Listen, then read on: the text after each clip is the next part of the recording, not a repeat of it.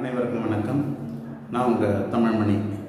அதாவது இந்த 2025ஆம் ஆண்டு வருஷகிரகம்னு சொல்லக்கூடிய சனி பெயர்ச்சி, குரு பெயர்ச்சி, ராகு கேது பெயர்ச்சி இதெல்லாம் உண்டு.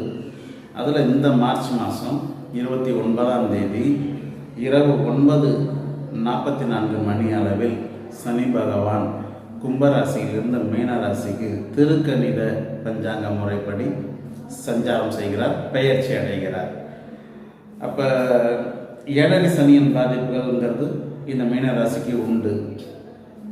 அதில் 2.5 ஆண்டுகள் மீனராசியிலும் முன்பின் ராசிகளான இந்த கும்பம், மேஷம் இதுவும் ஏழரை சனியின் பாதிப்புகளை சந்திக்கும். கும்பம் பாத சனியாகவும் அந்த மேஷம் விரய சனியாகவும் இந்த பாதிப்புகளை சந்திக்கும். 3 ராசிகளுக்கும் சராசரியாக 2.5 ஆண்டுகள்னு எடுத்துக்கிட்டு நம்ம 7.5 ஆண்டுகள் கணக்கிட்டு இது ஏழரை சனியின் பகுதி என்று நிர்ணயிக்கலாம். அது மட்டும் இல்லை, அஷ்டம சனி சிம்ம ராசிக்கு 8ஆம் இடத்துல இந்த சனி நுழைவதால் சிம்ம ராசிக்காரர்கள் அஷ்டமத்து சனியின் பாதிப்புகளை சந்திப்பார்கள்.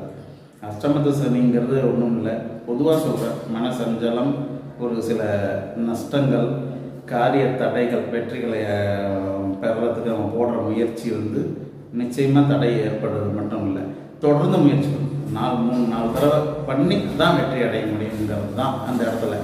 அது மாதிரி இருக்கும். திடீர் அதிர்ஷ்டங்கள் உங்கள் முயற்சியில் இதை செஞ்சிருக்க முடியாது அப்படின்னு நீங்களே நம்பக்கூடிய வெற்றிகளை தரும். இதுதான் திடீர் அதிர்ஷ்டங்கள். அது பொருள் வரவாக இருக்கலாம் அல்லது காரிய ஜெயங்களையும் இதில் எடுத்துக்கலாம். ஸோ இந்த மாதிரி விஷயங்களையும் அதுதான் செய்யும். அந்த மாதிரி அர்த்தாஷ்டம சனி, அஷ்டம சனியின் பாதி பலன்களை செய்யக்கூடிய அர்த்தாஷ்டம சனி, இது தனுசு ராசிக்காரர்களுக்கு ஏற்படக்கூடிய பாதிப்புகள்.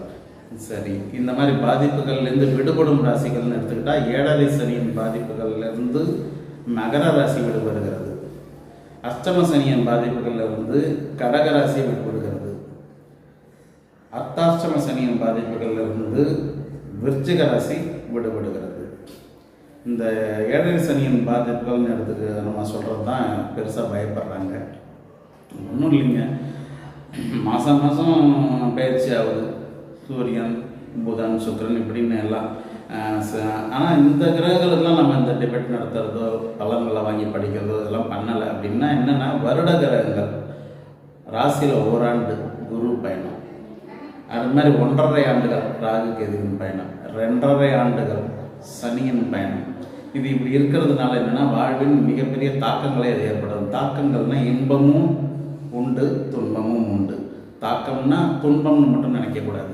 ஏன்னா ஏழரை சனியின் காலங்களில் தான் திருமணம் நடக்குது, குழந்தை பிறக்குது, நல்ல வேலை கிடைக்குது, தனியாரோ அரசோ அல்லது சுய தொழிலையோ ஒரு அது அமையும் போது என்ன ஆகுதுன்னா, இதன் காலங்களில் அமையும் பொழுது ஒரு நிலைத்த பயணத்தை அது கொண்டு போகும் நம்மளை.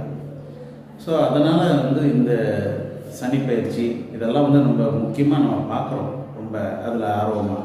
பட் இப்போ ஒரு கிரகங்களை வச்சு தான் நம்ம சொல்கிறோம் இல்லையா. ஸோ சந்திரன் ராசின்னா அதில் உங்கள் ராசியில் சந்திரன் அமர்ந்திருப்பார். ஸோ அதனால் அந்த சந்திரனுங்கிற அந்த ஒரு கிரகத்தை வச்சு தான் இந்த பலன்கள் சொல்கிறதுனால நமக்கு அந்த பயம்லாம் வருது. மற்ற கிரகங்கள்லாம் இருக்குது இல்லையா. ஸோ மீனராசிக்குள்ளே சனி பகவான் நுழையும் பொழுது உங்களுடைய ஜாதகத்தில், சுய ஜாதகத்தில் சந்திரன் அங்கே இருக்கிறாருன்ற, மற்ற கிரகங்களை எங்கே இருக்காங்க, அவங்கள யார் இவர் கடக்கிறாரு, நேரிலோ பார்வையிலோ கடக்கிறாரோ, உங்களுக்கு சம்பவங்களை நிகழ்த்தும், அந்த வகையில் தான் நிகழ்த்தும். அதனால் உங்கள் சுய ஜாதகத்தை ஒரு ஜோதிடர்கிட்ட கொடுத்து நீங்கள் கேட்டிங்கன்னா அவர் அந்த முறையில் தான் உங்களுக்கு அதை சொல்லி புரிய வைப்பார், அதுக்கான வழிகளையும் காட்டுவார். ஸோ எல்லாருக்கும் எந்த பயிற்சியும் துன்பங்களை மட்டும் செய்யறதில்லை, நிறைய வளர்ச்சிகளையும் செய்ய தகுந்தது தான் இந்த சனி பயிற்சி. அதனால் சுய ஜாதகத்தை அனுசரித்து உங்கள் பலனை தெரிஞ்சுக்கங்க. தொடர்ந்து இந்த சனியின் விஷயங்கள், எதிர்வரும் குரு, அடுத்து மே மாதங்கள் நடக்குது இல்லையா, அதை தொடர்ந்து வரக்கூடிய ராகு கேது பயிற்சி, இதெல்லாம் பற்றி நம்ம பார்க்கலாம். நன்றிகள், தொடர்ந்து பேசுவோம்.